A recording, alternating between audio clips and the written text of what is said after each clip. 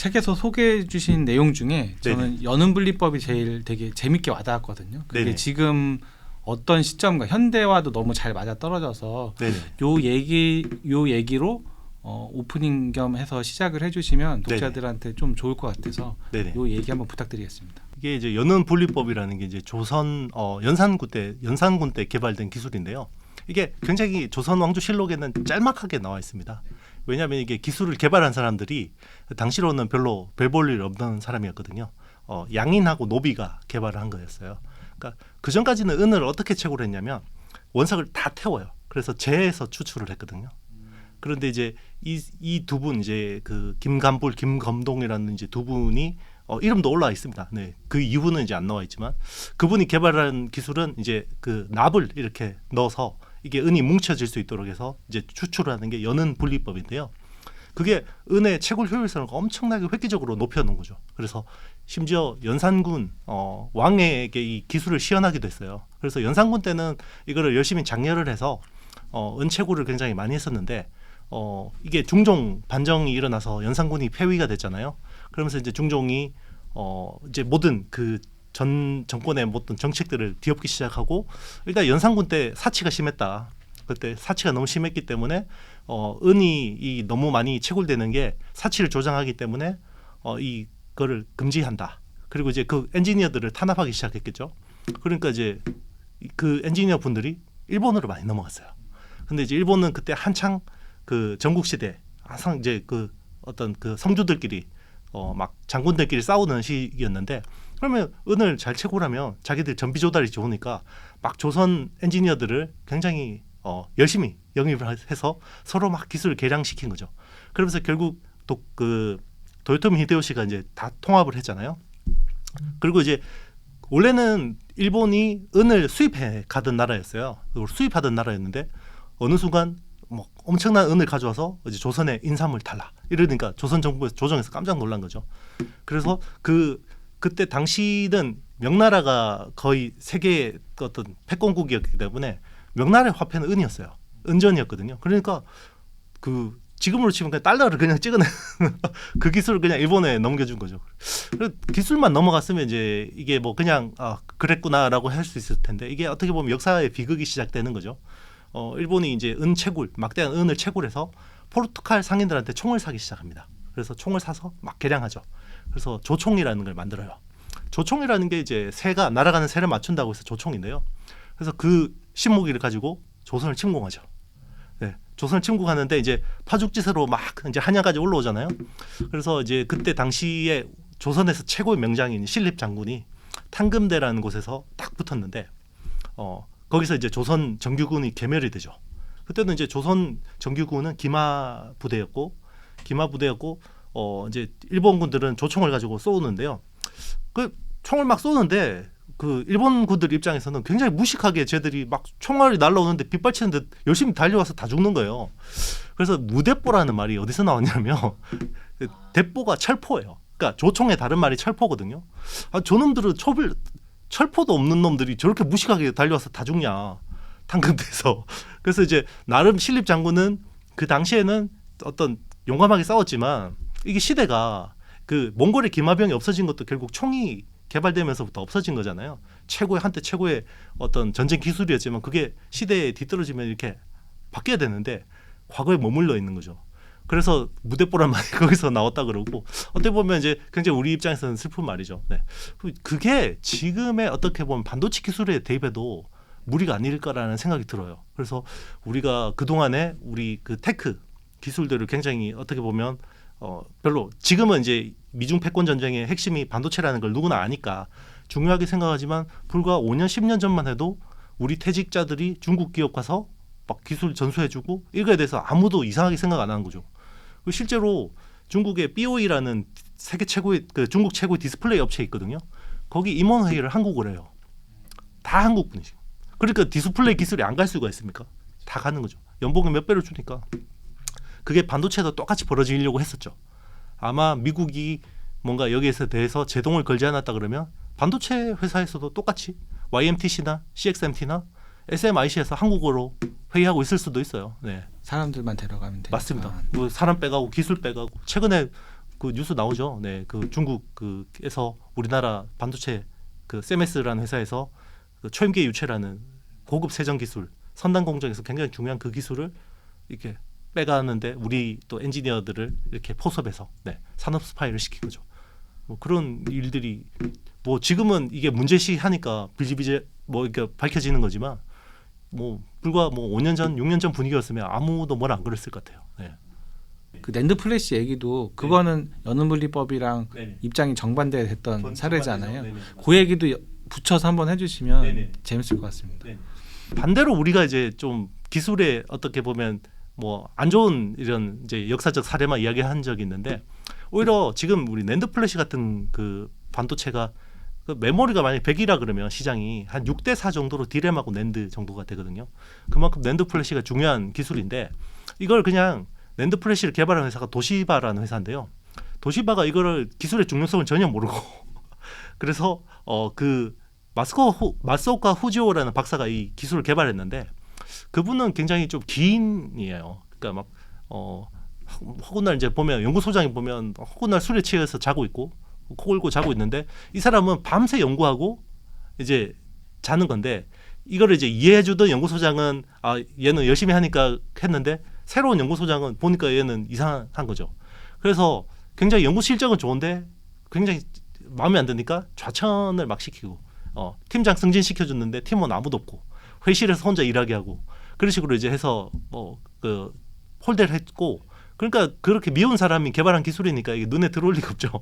그러니까 플래시 메모리하고 낸드 플래시 메모리에 대한 기술을 플래시 메모리는 인텔이 탁 채갔어요.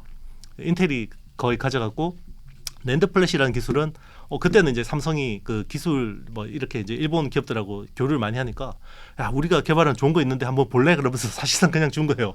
네, 그래서 그 낸드 플래시 이렇게 좋은 거 나이스 그러면서 가져온 거죠.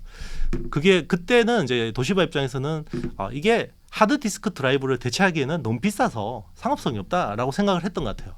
그런데 삼성은 이거는 규모의 경제가 되면 결국 하드 디스크 드라이브를 대체할 수 있는 메모리가 될 수 있겠다라고 생각한 거고요. 그걸 또 이제 애플을 꼬셔서 낸드 플래시를 쓰게 해서 시장을 이렇게 만들어서 애플을 꼬신 것도 삼성이 꼬신 거예요. 네, 그렇죠. 이제 애플이 먼저 한 게 아니라 뭐 애플이 이제 뭐 검토를 했을 텐데 이제 삼성이 대응을 잘해준 거죠. 네, 그냥 이제 HDD 미니화해서 하는 것보다 낸드 플래시를 하면 우리가 생산성 맞춰서 가격 이렇게 맞춰줄게, 막 이런 식으로 한 거죠. 어떻게 보면 도시바는 지금 땅을 치고 막 후회하고 있겠네요. 지금 결과론적으로 그렇죠. 땅을 치고 네. 후회를 하고 있는데 또 일본 어떤 조직 문화의 특징이 잘못 인정해버리면 다 그것도 그렇죠. 그래서 나는 잘못하지 않았어 이렇게 얘기를 하고 있겠죠. 네.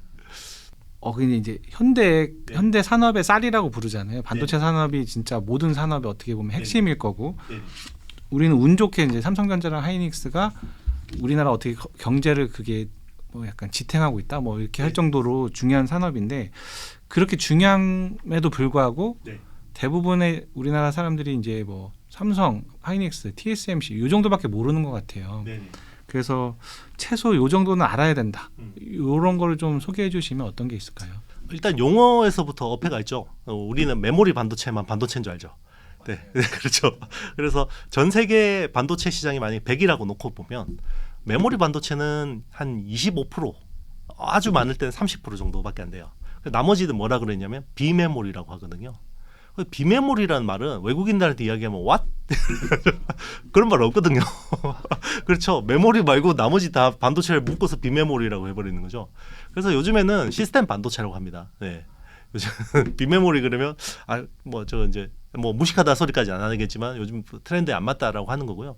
그래서 이제 전 세계 반도체가 그 75%가 시스템 반도체인데 우리가 이미 메모리 반도체의 70%를 장악하고 있어요. 그러면 여기서 더 점유율을 늘려봐야 크게 의미가 없는 거죠. 그래서 우리가 전 세계 반도체의 20% 정도를 우리나라가 담당하고 있는데 대부분이 메모리예요. 시스템 반도체 쪽에서는 굉장히 점유율이 낮죠. 그래서 이제 몇 년 전부터 시스템 반도체가 우리의 새로운 성장 동력이다라고 해서 열심히 연구 개발을 하기 시작했고 이제 하는데 메모리라는 거는 사실 설계라는 부분이 있고 공정이라는 부분이 있다고 놓고 보면 표준화된 커머디티 제품이에요. 그러니까 어떻게 보면 다 그냥 그 범용 제품이죠. 그래서 재고라는 말이 나오는 게 메모리가 주로 나오는 거죠. 시스템 반도체는 주문을 받아야지 만듭니다. 그렇기 때문에 주문형 제품이고요. 그래서 보통 메모리는 설계하고 공정을 같이 하는 종합 반도체라고 하죠. IDM이라고 하거든요. 그래서 종합 반도체 회사들이 많고 시스템 반도체는 철저한 분업화가 되어 있습니다. 워낙 소품종, 다품종 소량 생산이기 때문에 품종이 워낙 많아요.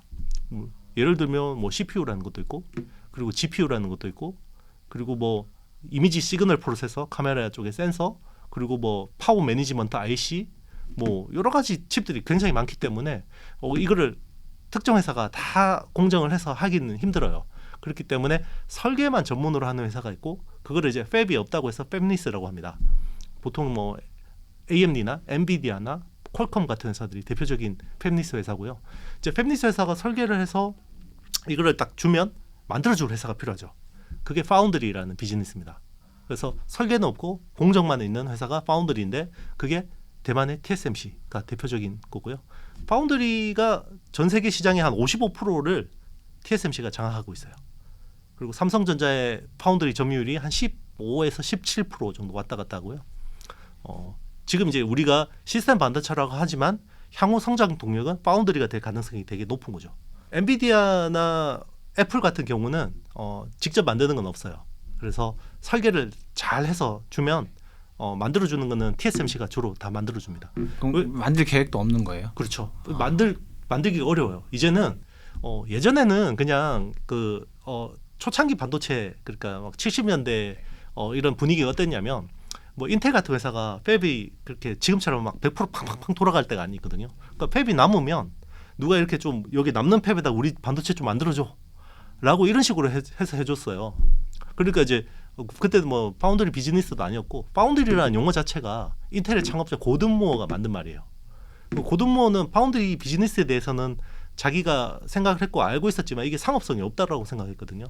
그런데 TI의 부사장 출신인 모리스 창이라는 사람이 이 비즈니스 모델을 들고 가서 대만 이제 자기의 본국인 대만으로 돌아가서 1987년도에 만든 회사가 이제 TSMC인 거죠. 네. 대표님, 그리고 뭐 최근에 책을 내셨잖아요. 저기 앞에 있는 최강의 반도체 투자라는 책. 이 책은 어떤 독자들이 읽으면 좋은 책인가요? 일단 뭐 반도체 책이 워낙 훌륭한 게 많은데요. 뭐 그 중에 하나라는 생각이라기보다는, 일단 저는 제 책을 처음부터 끝까지 좀 재밌게 읽었으면 좋겠다라고 생각했어요. 사실 저도 이제 반도체 지식이 웬만큼 있는데도 불구하고 제가 반도체 책을 재밌게 읽은 기억이 없더라고요. 너무 뭔가 재밌게 읽기가 되게 어렵고, 그리고 두 번째 이제 일단 저는 투자자들이 보면 도움이 될 만한 책을 만들고 쓰고 싶었어요. 그래서 뭐 이게 뭔가 약간 엔지니어 분들이나 아니면 애널리스트 분들은 약간 그 특정 기업에 대해서 약간 뭉뚱그려요. 이게 다 좋다, 뭐 약간 좋은데 약간 뭐 이런 식으로. 왜냐하면 이제 그 기업하고 관계도 있고 뭐 이런 그런 것 때문에 이제 그런 부분이 있는데, 저는 이제 좋은 부분하고 약간 약점 이런 부분까지 명확하게 썼어요. 네, 그래서 뭐 제가 생각하는, 뭐 제 생각이 틀릴 수도 있지만 제가 생각하는 부분을 그대로 썼고, 이게 투자자들한테 도움이 될 거라고 생각을 했거든요. 네, 그래서 철저하게 반도체를 투자하시는 분들한테 굉장히 도움이 되게 되는. 네. 그래서 읽을 때 재밌게라고 1번을 말씀하셨는데, 그래서 아까 연음분리법처럼 약간 역사 스토리텔링도 들어오고 도시바 얘기도 되게 재밌게 잘 읽혔거든요. 이게 이런 내용이었구나, 막 이렇게 맥락 이해되게 스토리로. 그래서 재밌게 읽었던 것 같고, 진짜 도움이 되게끔 쓰신 게 느껴지더라고요, 책을 보면서. 전 개인적으로 또 궁금한 게, 아까 대표님이 지금 대본 하나 없이 이 각종 반도체 용어에 대해 술술 말씀하셨잖아요. 대표님의 반도체 사랑, 약간 매니아 기질이 느껴졌는데, 어떤 계기로 반도체에 이렇게 관심을 많이 가지게 되셨어요? 일단 이제 저는 사회생활을 기자로 시작했습니다. 그래서 전자신문이라는 회사에서 10년 동안 기자를 했고요. 저는 원래 뭐 그렇게 테크 쪽에 크게 관심이 없었어요. 사실 뭐 학교 다닐 때도 성적이 나쁘지 않았는데, 제가 C 받은 게 컴퓨터 활용 무슨 얼리 어답터도 아니었고, 그런데 이제 뭐 어떻게 하다 보니까 이제 이게 기자, 특히나 이제 IT 쪽에 기자가 되게 됐는데, 일단 이제 하다 보니까 이게 왜 반도체 지식이 이렇게 그래도 생겼냐 이 말이잖아요. 저는 뭐 학교에서 반도체를 잘 배운 적도 없고, 뭐 이렇게 제대로 공부한 적도 없는데 일단 회사에 가면 탐방을 가잖아요. 취재를 가면 이제 막 엔지니어들이 무시를 하죠. 너 기자인데 그것도 모르냐라고 이제 첫 번째도 무시를 합니다. 그리고 무시하고 끝나시는 분들도 있는데 두 번째 공부를 가르쳐 주시는 분들이 있어요. 그다음에 막 가지고 설명해 줍니다. 주로 그러면 회사의 연구소장 분들이 막 설명해 주죠. 그러면 굉장히 그게 나중에 보니까 굉장히 고급 지식이더라고요. 그게 몇 년 동안 계속 쌓이니까 이게 저 나름의 어떤 지식이 된 거고, 물론 이제 그거를 흡수하기 위해서 많은 노력들을 했었고요. 그래서 뭐 저는 이제 또 어떻게 보면 행운인 게 단순히 반도체뿐만 아니라 스마트폰 사이클을 제가 또 그대로 제가 기자 시절에 스마트폰 사이클이 일어나는 걸 봤었고, 그리고 이제 그 스마트폰의 하나의 어떤 요소로서 반도체를 이제 봤었는데, 이게 스마트폰과 디스플레이와 반도체와 이런 것들을 다 같이 담당하게 되니까 나중에는 뭔가 이 종합적으로 보게 되는 시너지 효과가 생기더라고요. 네. 그래서 책이 약간 기존의 반도체 책하고 조금 결이 다른 것 같다라는 이야기를 하시는 분들이 있는데, 그게 좀 그런 부분들이 많이 녹아 있는 것 같아요. 그래서 반도체 그 산업 그 자체로 놓고 보면 굉장히 협소하게 분석하게 되거든요. 예. 근데 이거는 결국 이 반도체라는 걸 통해서 어떤 세상이 확장되는지, 그리고 뭐 미래 산업 기술, 특히나 자율주행차 쪽에서 이제 테슬라나 애플 쪽을 굉장히 좀 나름의 어떤 그런 부분들 분량을 좀 할애를 했었는데, 그게 향후 이제 지난 10년간의 우리 세상을 바꾼 게 모바일 혁명이었다 그러면 향후 10년을 바꿀 거는 모빌리티 혁명이라고 생각하거든요. 그래서 자율주행차나 드론이나 저궤도 위성이나 이런 것들이 다 종합적으로 맞물리는 거라고 생각합니다. 책에서 그 대표님께서 이제 한국 증시를 딱 한마디로 정의해 주셨잖아요. 반도체 나라다. 네. 한국은 반도체 섹터라고 볼 수 있다. 그리고 지금 코스피 성적이 다른 증시보다도 안 좋은 게 약간 반도체 시장과도 무관하지 않을 것 같은데요. 지금 시장은 또 어떻게 볼 수 있을까요? 약간 좀 특이한 게요. 이 사이클이 뭔가 막 일어나면요. 예를 들면 2013년에 모바일 사이클이 확 일어났잖아요. 그러면 시스템 반도체도 좋아지고 메모리도 좋아져요. 같이 좋아졌거든요. 그리고 2016년에 그때 클라우드 붐이 막 불어서 서버 수요가 막 일어났잖아요. 그게 이제 슈퍼 사이클이 일어났었는데, 그때도 시스템 반도체가 좋아지고 같이 메모리도 같이 좋아졌는데, 2020년에서 22년 사이클은요, 시스템 반도체도 무지하게 좋았어요. 그래서 반도체 슈퍼 사이클이라고 했던 사람들이 굉장히 욕을 먹고 있는데, 그게 우리나라에서는 욕을 먹었지만 대만에서는 정말 슈퍼 사이클이었어요. TSMC의 시총이 얼마나 커졌습니까? 실적이 분기 매출이 삼성전자의 반도체 매출을 뛰어넘을 정도로 커졌거든요. 그게 이번 사이클은 시스템 반도체에서 온 거예요. 그러면 왜 이번 사이클에서 우리나라가 안 좋았냐라고 이야기하면 시스템 반도체를 정말 못했거든요. 네. 그건 누가 못했냐? 삼성이 못했습니다. 네. 만약에 삼성이 이번에 4나노, 5나노 공정을 굉장히 잘했고 엑시노스라는 칩을 설계를 정말 잘했다. 그러면 정말 이번이 엄청난 기회였을 거예요. 그런데 메모리는 열심히 잘했죠. 디램하고 낸드 플래시는 잘했는데, 삼성이 이야기하던 2030년까지 세계 1등이 되겠다라고 했는데 4나노, 5나노 수율이 안 좋아서 퀄컴이라는 우량 고객이 TSMC로 가버렸죠. 그리고 자체 설계한 엑시노스 칩이 퀄컴보다 성능이 떨어져서 자사 갤럭시 S 시리즈에도 밀렸잖아요. 그러니까 왜 슈퍼 사이클이 안 왔냐, 이게 아니라 사이클 왔어요. 왔는데 왜 삼성이 못한 겁니다. 그 사이클을 못한 거예요. 그래서 지금 우리의 어떤 반도체 산업이 굉장히 저평가를 받을 수밖에 없었던 거고요. 그게 이제 다음 사이클에서는 이제 그런 우를 범하면 안 되는 거죠. 그러니까 삼성이 안 되면 삼성 협력사들, 한국의 다른 그 소부장 기업들도 다 이게 안 되는 걸로 볼 수 있을까요? 뭐 그렇죠. 전반적으로는 사실 삼성이랑 하이닉스가 잘해야지 그 밑에 있는 소부장들이 수혜를 보는 거고, 아주 일부의 특이한 회사들은 약간 그 TSMC와 시스템 반도체 사이클을 탔어요. 대표적인 한미 반도체 같은 회사는 거의 바닥에서 거의 3,000원, 4,000원, 3,000원 수준의 주가에서 그게 나중에 2만 원까지 찍었거든요. 그러면 그 회사는 대부분의 매출이 TSMC나 TSMC 관련 서플라이 체인에 뭐 납품하기 때문에 메모리 매출 비중이 5%도 안 돼요. 한미 반도체 같은 경우. 그러니까 주가가 그만큼 많이 오른 거죠. 뭐 그렇게 이제 수혜를 본 회사가 있는데 전반적인 상황은 아닌 거죠. 그래서 지난 뭐 소부장 트렌드에서 지난 2, 3년 동안 소부장 트렌드 핵심은 시스템 반도체 쪽 매출 비중이 얼마나 늘어나냐. 거기에 따라서 주가가 엇갈렸다고 보시면 됩니다. 그러면 다음 사이클은 언제쯤 오고, 네네. 그 사이클에 이번에는 못 탔지만 네네. 다음에는 삼성이든 하이닉스는 가능성이 없는 건가? 삼성이 저는 잘할 거라고 봐요. 네. 이제 삼성, 우리 항상 삼성 걱정하는데 나중에 지나고 보면 삼성이 다 뭔가 해내거든요. 그래서 일단 지금은 이제 그 시스템 반도체 쪽 사이클을 못 탔고 이게 메모리가 다 그냥 피해만 보는 상황이었죠. 왜냐하면 인텔의 CPU 사파이어 래피드라는 CPU가 안 나와서 메모리 막 준비 잘하고 있었는데 이 수혜를 못 본 거고, 그리고 뭐 파운드리 고객도 다 뭐 AMD나 엔비디아 같은 우량 고객들 다 TSMC로 뺏겼고, 그러면 이제 그게 다 그 소부장 기업들한테 피해가 갈 수밖에 없었던 건데요. 일단 이제 메모리 쪽만 놓고 보면 지금 이제 뭐 주가적으로 이제 말씀드린다 그러면 메모리는 거의 바닥권을 지나고 있는 것 같아요. 메모리는 이제 바닥을 찍고 이제 어느 정도 반등을 모색하고 있는 것 같고, 보통 이제 메모리 반도체는 바닥을 찍고 이렇게 V자로 반등하는 경우가 드물어요. 그래서 보통은 W자로 쌍바닥을 찍거든요. 네. 그것도 네. 이유가 있나요? 혹시? 네, 이유가 있는데요. 보통 앞바닥은 공급단에서 나옵니다. 그러니까 공급 업체들이 일단은 우리 투자 축소할게요, 감산할게요. 그러면 공급이 주니까 가격이 오르겠네?라고 해서 주가가 먼저 반응해 버리거든요. 그게 작년 가을.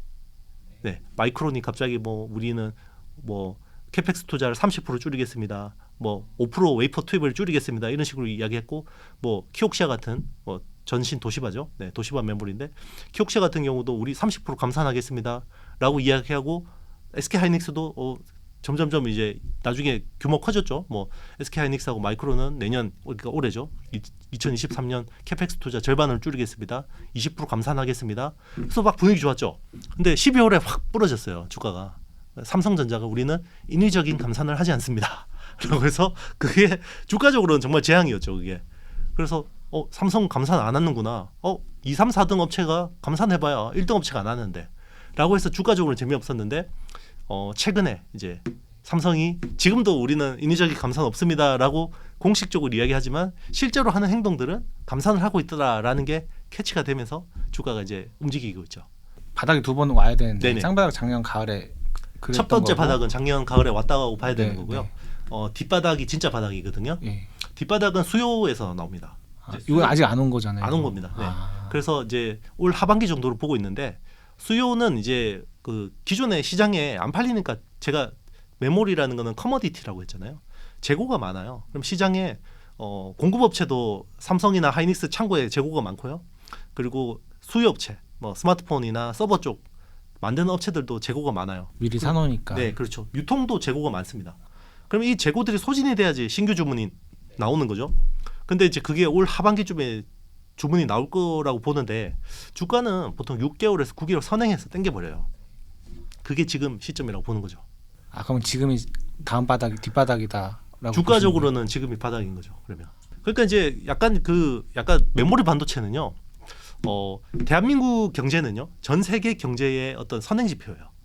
그래서 대한민국 왜냐하면 다 테크 산업이기 때문에 경기 민감도 굉장히 높잖아요. 대부분 테크 산업이기 때문에. 근데 우리나라의 선행 지표가 뭐냐면 반도체예요, 메모리. 우리나라 시장보다 반도체가 먼저 빠지고 우리나라 시장보다 반도체가 먼저 오르거든요. 그러면 제일 먼저 반등하는 거는, 경기 침체에서 반등하는 건 메모리 반도체 먼저 반등하고, 한국 시장의 무역 수지랑 이런 부분들이 개선되면서 반등하고, 그다음에 그 뒤로 세계 경제가 좋아지는 거죠. 그래서 이제 지금이 뭐 바닥이다, 바닥이 아니다라고 의견이 엇갈리는 부분들은 경기 침체 폭을 이제 다르게 보는 거예요. 그래서 하반기 반등할 거라고 보시는 분들은 이게 경기 침체하고 약간 금융위기하고 경제위기를 동일시해서 생각하시는 분들이 되게 많거든요. 왜냐하면 우리나라 막 그 리먼 브라더스나 뭐 IMF 이런 것들 다 생각하잖아요, 경기 침체 그러면. 근데 경기 침체가 마일드하게 가는 경우도 있어요. 그런데 이제 지금은 다들 지금 금융회사 하나 망하고 뭐 시스템 리스크가 오고 막 이런 걱정하죠. 물론 이제 부동산 쪽이 안 좋긴 하니까. 이제 그게 시스템 리스크까지 올 거라고 보시는 분들은 아직 바닥이 아니야라고 생각하는 거고, 만약 시스템 리스크가 안 오면 메모리는 지금 바닥이죠. 네. 이제 좀 주제를 살짝 바꿔서 네네. 전에 그 타 채널에서 네. 가짜 뉴스에 속지 마세요라는 타이틀로 이제 삼성전자의 네. 진짜 현실이다 이렇게 막 네. 말해주신 게 있는데 그게 반응이 되게 좋더라고요. 뭐 네네. GOS 논란도 그렇고. 네. 일단 GOS 논란이나 네네. 아니면 그 삼성전자가 파운드리 경쟁력이 네네. 지금 어떤지 뭐 이런 얘기 해주신 게 되게 사람들이 좋아하더라고요. 일단 이제 TSMC하고 삼성전자 파운드리는 지금은 삼성이 확 뒤로 밀렸지만 한 14나노까지는요. 삼성이 더 잘했어요, 사실은. 네. 그것도 사람들이 잘 네네. 모르는 것 같아요. 그렇죠. 네. 이게 삼성 파운드리의 어떤 비즈니스 시작이 어떻게 시작됐냐면 애플의 그 스마트폰의 두뇌 역할을 하는 칩이 AP라고 하거든요. 애플리케이션 프로세서인데, 그러니까 애플이 초창기에 스마트폰 만들 때 그 AP의 파운드리를 삼성이 100% 해줬어요. 삼성이 100% 해줬고 심지어는 설계도 일부 해줬어요. 그런데 이게 삼성이 그거만 열심히 하면 되는데 애플 입장에서는 얘가 갑자기 우리하고 비슷한 스마트폰도 만들고 AP도 엑시노스라는 AP를 만드니까 불편한 거죠. 열심히 우리 거 해주면 되는데 자꾸 우리하고 비슷한 거 그럼 내가 설계한 데이터 시트가 절로 가는 거 아닌가? 의심을 하기 시작한 거죠. 그러면서 대만의 TSMC라는 업체를 끌고 옵니다. 그래서 TSMC하고 삼성 파운드리하고 둘이 물량을 반반씩 주면서 경쟁을 시켜요. 그게 이제 TSMC하고 삼성의 어떤 그 2010년대부터 2015년 그때 언저리까지의 경쟁인데요. 삼성이 그때까지는 좀 더 앞섰었거든요. 그래서 막 서로 선단 공정 경쟁을 막 하고 있었는데 한 2015년, 16년 정도였던 것 같아요. 애플 그때 6S 정도였던 것 같은데요. 6S였는데 AP를 삼성은 14나노로 만들고요. TSMC는 16나노로 만들었어요. 그러면 당연히 14나노가 선단 공정이니까 더 좋겠죠, 성능이. 근데 둘이 딱 꽂아놓고 벤치마크 테스트 해보니까 TSMC가 더 잘 나온 거예요. 그게 그전까지만 반도체 회사들의 어떤 모든 관심사가 전 공정, 팹 공정에만 집중돼 있었거든요. 선단 공정만 잘 만들면 최고의 반도체야라고 생각했는데 그때 TSMC가 어드밴스드 패키징이라는 기술을 처음으로 들고 나왔어요. 그게 팬아웃 WLP라는 기술이었는데 그걸 적용하니까 후공정 기술이 가미되니까 칩 성능이 더 좋아지는 거예요. 그때부터 후공정이 이렇게 중요한 거구나라고 해서 물론 이제 삼성도 이 팬아웃 WLP라는 기술을 극복하기 위해서 자기들도 디스플레이 라인을 개조해서 팬아웃 PLP라는 패널 레벨 패키징이라는 기술을 막 했어요. 근데 결국 안 됐어요. 그러니까 이제 그때부터 애플한테 밀리기 시작하고 결국 아이폰 8부터는 삼성이 퇴출됐죠. 삼성 파운드리가. 그래서 그때부터 100% 애플의 AP가 TSMC로 간 거고요. 그 뭐 애플의 설계도는 세계 최고라고 생각하면 됩니다. 그러니까 애플의 칩 설계하는 게요. 기존의 웬만한 팹리스 회사들 다 씹어 먹어버려요. 그만큼 뛰어나거든요. 그러면 그 회사하고 같이 붙어서 파운드리를 하게 되면요. 같이 기술을 습득해요.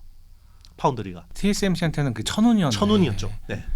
그 지금 TSMC의 주가가 이렇게 날리는 것도 결국 애플이라는 고객사가 없었으면 안 되는 거죠.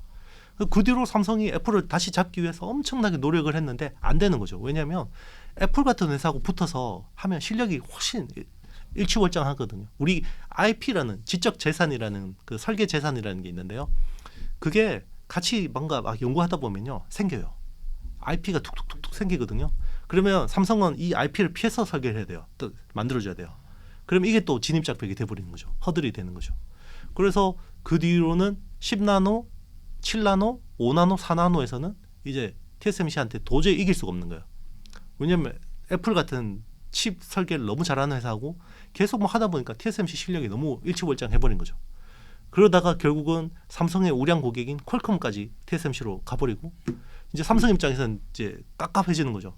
그리고 자사가 설계하는 엑시노스도 이제 퀄컴한테 경쟁력이 밀리니까 이제 깝깝해지는 거죠. 그때부터 그래서 삼성은 뭔가 판을 뒤집어야 되죠.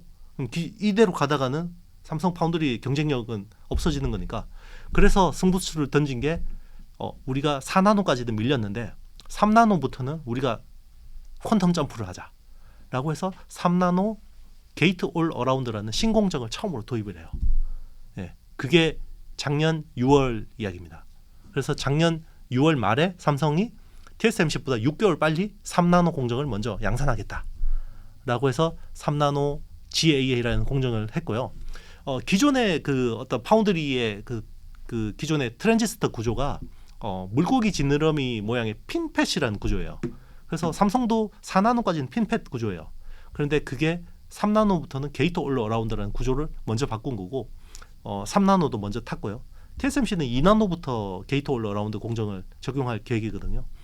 그래서 약간 이 삼성의 성공 방정식이 있어요. 옛날에 삼성이 D램에서 일본 업체한테 막 밀리다가 80년대 도쿄 선언하고 계속 고생했죠. 그러다 90년대 팍 이제 세계 1등이 됐잖아요. 그때 디램의 어떤 기술 트렌드가 어땠냐면 웨이퍼에다가 홈을 파서 이렇게 회로를 그리는 트렌치 방식이 주류였어요. 근데 그때 삼성은 이 회로를 수직으로 쌓는 스택 방식을 처음 시도했거든요. 그게 성공해서 디램에서 세계 1등이 된 거죠. 그때 이제 스택 방식으로 가야 됩니다, 회장님라고 했던 사람이 뭐 진대재, 권오현, 뭐 김기남 이런 사람들이고요. 나중에 다 회장님 되고 사장님 되고 했죠. 네. 그런 거고 낸드 플래시 같은 경우도 그래요. 이제 2000년, 2001년쯤에 이제 도시바를 제치고 세계 1등이 됐는데 그 전까지는 기술 방식이 플로팅 게이트라는 방식이었어요. 플로팅 게이트라는 방식이었는데 삼성이 그때 CTF, 차지 트랩 플래시라는 방식을 처음으로 시도를 하죠. 그러면서 지금은 다 CTF 방식으로 하는데요. 삼성이 그때 또 그걸 시도해서 낸드 1등이 됐죠. 자, 이 약간 묘한 기시감이 들죠. 네. 파운드리 쪽에서 이게 도저히 답이 안 나오니까 새로운 기술을 시도하자. 그게 GAA인 겁니다. 네. 그럼 뒤집을 수 있는 삼성 입장에서는 그게 승부수라고 생각한 것 같아요. 네. 객관적으로 보실 때는 네. 어떠세요? 될 것 같으세요? 아직은 뭔가 좀 더 그 검증이 필요합니다. 일단 양산을 먼저 들어갔다라는 건 의미가 있어요. 네. TSMC가 지금 3나노에서 되게 고생을 하고 있거든요. 그래서 삼성이 먼저 이 3나노 양산에 들어간 거는 좋은 건데 그러면 일단 올해에서 뭔가 승부가 날 거라고 보는데요. 삼성이 생산하는 3나노에서 뭐 생산하는 칩이 있을 거 아니에요. 그거는 이제 중국에서 주문한 비트코인 채굴 칩이에요. 그런데 TSMC가 하는 3나노는 애플의 AP나 뭐 AMD의 뭐 CPU나 이런 것들이거든요. 그러니까 칩의 수준이 너무 다른 거죠. 그래서 삼성이 3나노 양산에 했다라고 해서 이걸 이제 너무 이렇게 과대평가할 수도 없는 거고, 그러면 이제 삼성이 제대로 3나노에서 뭔가 성공했다라고 하려면 최소한 자사의 엑시노스나 아니면 퀄컴 스냅드래곤 정도는 3나노에서 양산을 해야지 그게 이제 검증이 됐다고 볼 수 있는 거죠. 저는 그 최강의 반도체 투자에서 재미있게 읽었던 부분이, 그러니까 각국 간의 지금 계속 말씀해주신 각국 간의 반도체 전쟁 이런 게 되게 재밌더라고요. 그러니까 최근에 뭐 한국이 일본을 역전했다 이런 담론이 많잖아요. 거기에 배후에도 결국은 반도체 전쟁에서 한국이 일본을 이긴 게 좀 많은 요인이 아니었을까 생각을 하게 됐는데, 일본이 한때 최강이었는데 왜 또 이렇게 몰락하게 된 건가요? 일단 일본은 약간 시류를 잘 못 읽었어요. 그러니까 원래 그 품질 그러면 일본이잖아요. 네, 일본은 품질이 최고죠. 그러니까 이제 그때 일본이 세계 최강일 때는 그 컴퓨터 트렌드가 다 기업용이었어요. 그 메인프레임이라고 하죠. 옛날에 막 그 기업용이었는데 마이크로소프트 빌 게이츠가 그랬잖아요. 우리 모든 가정의 책상 위에 컴퓨터 한 대씩 놓겠다. PC의 시대를 열겠다라고 했는데 PC의 시대가 될 거를 뭔가 빨리 좀 인지를 못했던 거죠.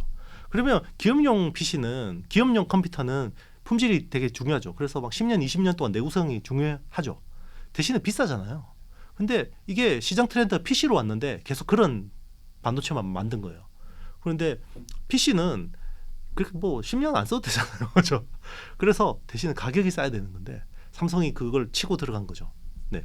그게 이제 제일 컸던 부분이고, 그리고 이제 약간 그때 정치적인 상황이 약간 지금하고 비슷하긴 해요. 약간 뭐 결이 다르긴 한데, 그때는 80년대에는 일본이 정말 세계를 장악했거든요. 그래서 미국 입장에서도 일본한테 뭔가 밀릴 수 있다라는 그때 위기감이 고조됐었어요. 그때 막 영화 보면 막 미국이 일본한테 거의 팔리고 막 이런, 그때 또 일본 버블이 워낙 심해가지고 막 일본 뭐 저기 항공성 땅만 팔아도 뭐 캘리포니아를 산다니 뭐 그랬었고, 반도체 기업에서 막 그때 그 막 이래서 내보면 10개 중에 탑 10 중에 7개가 일본 회사고 막 이런 상황이었거든요. 그러니까 일본도 지나치게 뭔가 자신감이 붙어 있었고, 그걸 이제 그러다 보니까 너무 잘하니까, 원래 그 자만과 오만이라는 거는 승리에서 나오잖아요. 자기들이 뭔가 실패하고 패배하면 뭔가 혁신을 만들어내는데 지금대로 잘하고 있는데 굳이 혁신을 할 이유가 없는 거잖아요. 일본은 딱 그랬었어요. 그래서 그때 이제 미국이 어떻게 했냐면 미일 반도체 협정이라는 걸 맺었죠. 네, 그것도 사실은 약간 비하인드 스토리가 있는데요. 우리나라가 그때 되게 로비를 잘했어요. 그때 어떤 일이 있었냐면, 우리나라가 도쿄 선언하면서 64 KD램 가지고 반도체 시장 딱 진출하니까 일본이 어떻게 했냐면 덤핑으로 가격을 폭락을 시켜버린 거예요. 그래서 삼성이 그때 망할 뻔했습니다. 삼성 반도체가. 그래서 그걸 몇 년간 견딘 거예요. 그러면서 한국 정부에서 실리콘밸리를 대상으로 이제 여론전을 펼친 거죠. 야, 일본이 반도체 다 잡고 있지? 그렇지. 근데 저렇게 가격 좌지우지하게 놔두면 그 칼이 너네한테 안 갈 거라고 보장할 수 있니? 듣고 보니 그런 거. 그렇죠. 뭐 우리 정부 다 기업들이 한 거죠. 네, 기업들이 이렇게 한 거죠. 그래서 실리콘밸리를 중심으로 약간 일본에 대한 어떤 그런 그 견제 분위기가 있었고, 그때도 미국이 일본에 대해서 무역 그 적자가 너무 심하니까 이제 이걸 이제 슈퍼 301조라는 진짜 초법적인 법을 도입해서 그걸 이제 미일 반도체 협정까지 맺은 거죠. 그런데 지금의 뭐 중국하고 그때 일본은 다른 게, 일본은 다 뭐 어떤 국방이나 이런 부분들을 미국에 의존하기 때문에 중국처럼 뭔가 이게 개길 수가 없는 분위기죠. 그래서 미일 반도체 협정이라는 말도 안 되는 불평등 조약을 맺어버렸고, 거기에다가 이제 더 하나 헛발질이 플라자 합의를 맺어서 일본 엔화를 급등을 시켜버리니까, 그때는 일본이 그 정치권이 그렇게 생각했대요. 우리 펀더멘털이 좋기 때문에 걱정 안 해도 돼 생각했던 것 같아요. 그런데 그게 세상에 그런 건 없죠. 그 덕분에 이제 한국과 대만이 그 틈을 파고 들어갈 수 있는 기회가 생긴 거죠. 만약에 일본이라는 거목이 쓰러지지 않았으면 아마 한국과 대만의 반도체 산업은 없었을 겁니다.